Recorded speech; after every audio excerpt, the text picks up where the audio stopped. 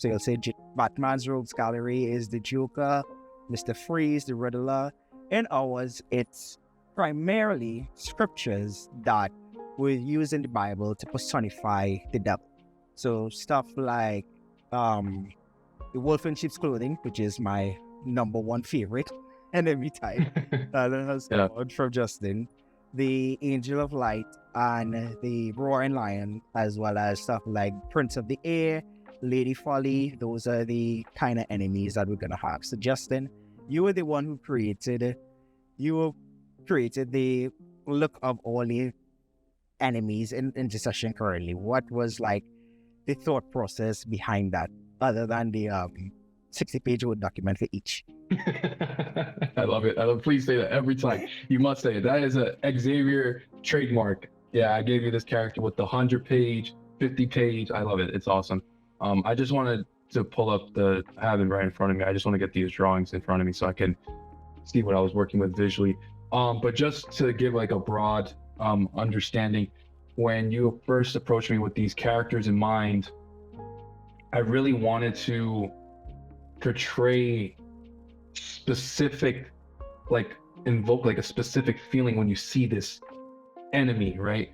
And just to kind of go off the wolf in sheep's clothing, when I got the references sent to me, my first thought was, you know, in the Christian walk, all these enemies are biblically based, but when I picture the wolf in sheep's clothing, I really wanted to get into this place in my creative mind to just really like tap into something that invokes like something is off. And there's a reference, I don't have it in front of me, but there's a reference where the wolf in sheep's clothing is coming through the grass, and you kind of only see a little bit of the top, right? So you only see like the sheep clothing and then the wolf, but you don't see the full wolf.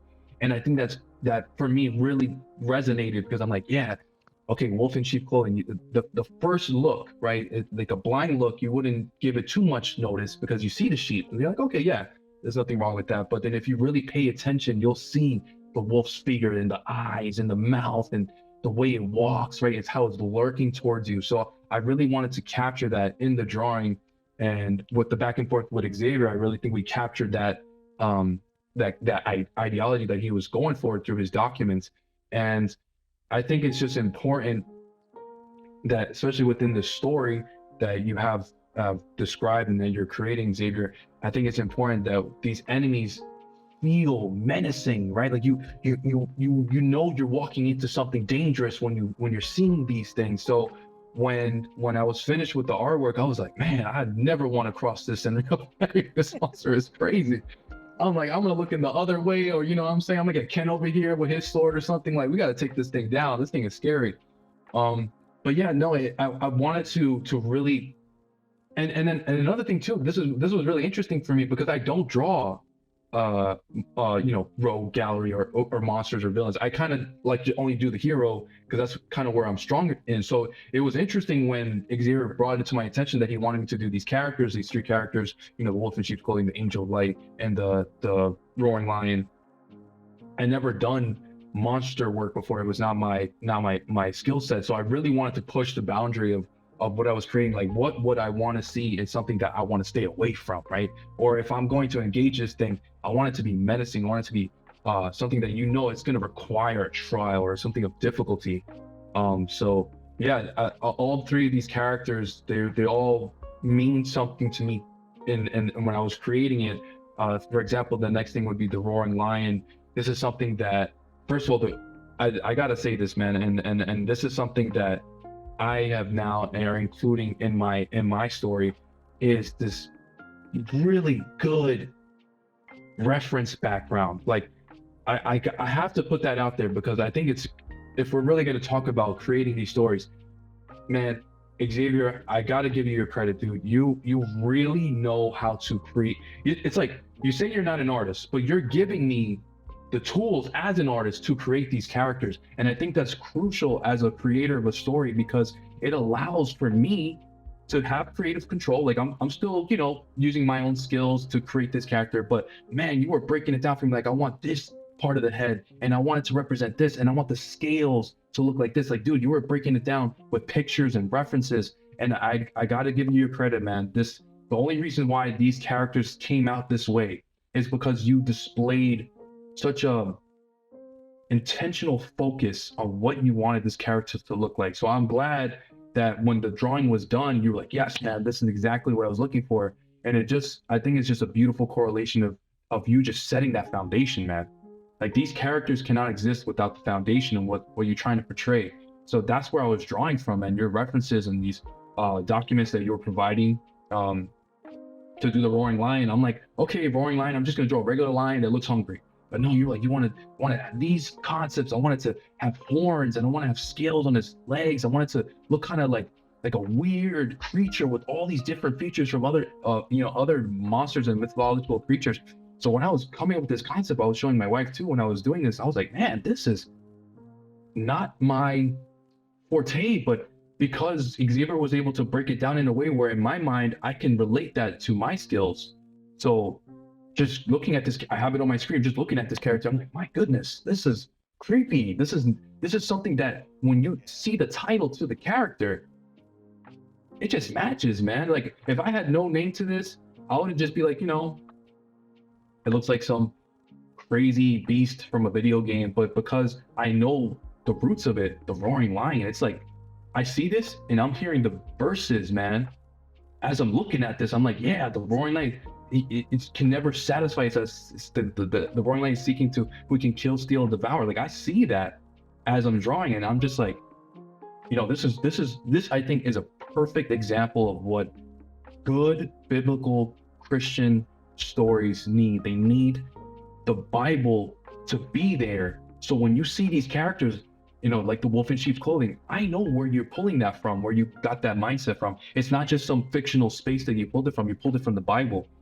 So that's why these characters, these monsters were able to be portrayed so efficiently, is because you allowed the Bible to be the foundation. And I love that. And especially with the Angel of the Light, this one is probably my favorite out of the three. I love the wolf in sheep's clothing, but this design for me, it just clicked, man. Again, the same concept, like from afar, it looks beautiful. There's light shining, it's radiating, it's just coming down to you, right? The quick, brief, shallow look would be like, oh wow, that's a beautiful angel. But then the back is just, oh man, I love how you told me how to do it. The back is just dark, and you see the lights portraying from very alien looking pieces, and then you're looking at it again and you're just like, hold on a second, something is off, and I think that, man, an honor to do these characters for you, man, seriously, because it does this thing where it tricks the mind, right? You look at this character first and you're like, oh wow, real quick, that looks like something cool. But when you look at it again and again, and you start seeing the layers, and then you're seeing the Bible verses just scream at you like, no, this is someone that is falsifying its image to you, right? The angel of the light, it's a false image. It's to pretend that it's something good, but it's really evil. So, man, it's just cool to be a part of this in that way, where I was able to draw from your references, but then the verses that you gave to back it up, I think really solidified these characters, man, and they just look cool in a sense of like where you're stemming these ideas from. But man, just looking at it right now, like, these are things that you want to stay away from. Like, these are not things you want to entertain. You don't want to give no attention to, right? And then as believers, these are things that we're going to be facing, right? These battles that we'll have. So props to you, Xavier, man. You're really doing your thing with this story. And I know we're going to talk more about it as we go along with this podcast, but I have to give credit where credit is due. Like, you're pulling these characters from good biblical foundation, and it speaks on that. You can see it. It's like the verses are alive through the characters. You can see it. So that's all I got to say. But those characters were fun to draw for sure. Yeah, and to kind of like piggyback on that briefly too, is like that was one of the things that when you're looking at these scripts, that's what I was saying earlier, that it never feels like it just flows, right? Like somehow you have like all these references and all this other stuff, but it's got a organic root in scripture You're not just being clubbed over the head with it, which that was, me personally, that's always a big pet peeve. But you gotta have practical application of biblical knowledge, because people, they ain't trying to just, you can't throw out of context sermon at them and expect it to bear fruit. That ain't how that goes. Yeah. Right. And then so somehow you got that root. But then there's complete freedom. Like for us, like, when you're talking, I was like, yep, this is resonating with me. Like I never felt confined. Like even though the vision was very clear, I never felt confined. And it was just like, yep, this is how this is just God's on it, and he's just passing it right along. He's just passing it right along. So yeah, it's good stuff, man.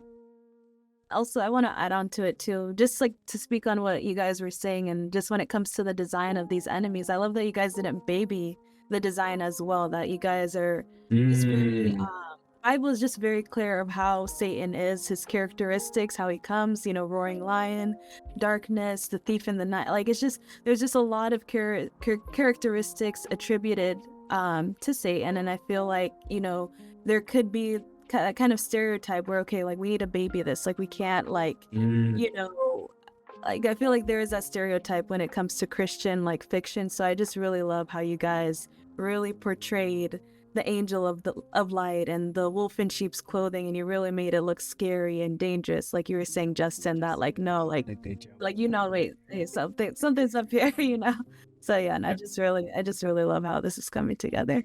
Yeah, no, because then Justin's concept, like he didn't hold back. Like he got all the blood and everything dripping from the wolf in sheep's clothing. I think it's definitely something to like pick up and run away from. To the point I even tell Justin, like, I don't even know how to write, like myself currently with this story, I don't even know how to write the wolf in sheep's clothing properly into the story with the design Justin gave me. It was too much. I'll dial it back, man. No, like literally, because it's like, how do we do this character justice? Because even in the lab, I was telling him, I was like, dude, do we make this thing talk or something? Like, how are we gonna do this wolf in sheep's clothing thing justice?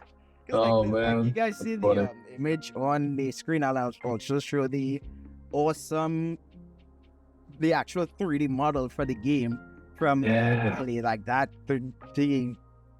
He took Justin's concept and brought it into 3D, and it's currently being rigged for our trail animation. It all just came together so well. Because even what I give props to Justin for as well is that Justin would add like actual, like for example with the Angel of Light piece that you should see on your screen right now. I even down to like the throwaway character knights that Justin just adds in just to like give it more life. I literally told Justin, take that sword is going to be set apart one sword, and then you can see it. Even down to like the small minor details of just like the characters that encounter these things, in like just the concept work is just awesome how everything comes together in the end. And I appreciate you guys, because like as I say with our doodles, Justin and I go back and forth with the doodles sometimes, and it's just like the willingness that he gives me. And as I said, just the willingness is to just like make the adjustments and like, oh, that's even cooler, because I look at the image here. Just jumping off of from the Rogues Gallery back to one of my favorite character designs is Gal, actually. And when we were doing that character, that was a funny back and forth where I sent so much reference pictures I didn't even realize one thing in one of the references. And when Justin made it, I was like, wait, that wasn't the reference. I was like, wait, hold on. That is actually much more cooler than what I was thinking before. Like her left arm became a gauntlet for the sword hand was just a funny back and forth between Justin and I on how we're going to do this one properly. And just to actually get, like, as I say, to get all the concepts together for Intercession and parables of the Set Apart and everything, it's honestly just been mind-blowing. To see everything, like, to actually, with all the references, to actually go back through the documents and delete like 25 pages worth of pictures, because we actually have, this is the character concept here. It's like, the actual official characters were like, I won't forget when when me and you were when we were actually doing the characters, Justin, when you were doing the because we work in live with documents, and as soon as Justin sent me the image, I went and I removed all the reference, like made a new document, removed all the reference stuff, and just was like, "Oh, you're quick with it, dude. You changed it already." Dude, it was. He said, "Give me 1 second." Okay, boom. I was, wow, man, you're quick with it. I already did have the entire write-up and stuff, man. Oh I mean, man, that's even the reason why I even like I'm lettering my own books because of Ken. I just used to do like small mock-up documents, the small mock-up pictures, and Ken was like, "Dude, you need to start lettering." I'm like, "Really?" And then I ended up buying a lettering book, and it's one of the best. Does it not make sense, right? Like, have you seen his work? It's good. I told him, I was like, you got the sauce, bro. You gotta apply. got the sauce, boy.